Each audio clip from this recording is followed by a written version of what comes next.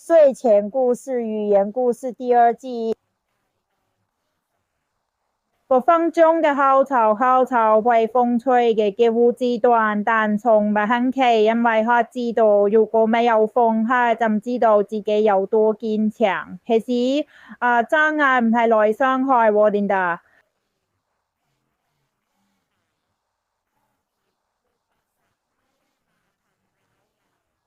但來教我們堅強，雲多於太陽。校園接住了陽光，以為自己係偉大，但當風暴過去時，他自己受傷了。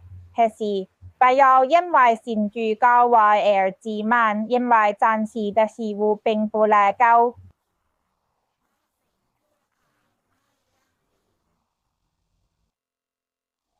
控制嚟嘅。你每天唱歌，知道人們喜歡聽，但要從娃娃效果，因為佢唔能快樂過程。其實有啲人的笑聲可能隱藏好內心的淚水。煤炭的鑽石，黑色的煤炭被嘲笑不美麗，但煤炭偉大可我的鑽石一樣都係炭，只是還未到發光的時候。其實沒有在尚未成功嘅例子裏看清自己。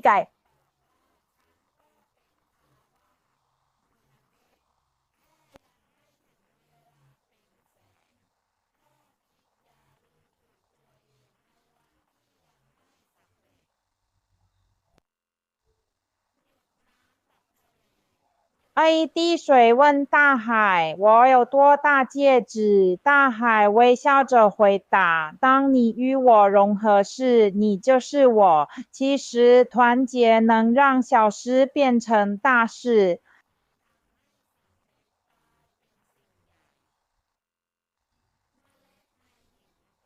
小小的種子落在石縫中，它不肯死去，直到有一天它發芽了。其實是如果有鬥志，即使在狹窄的地方也能成長。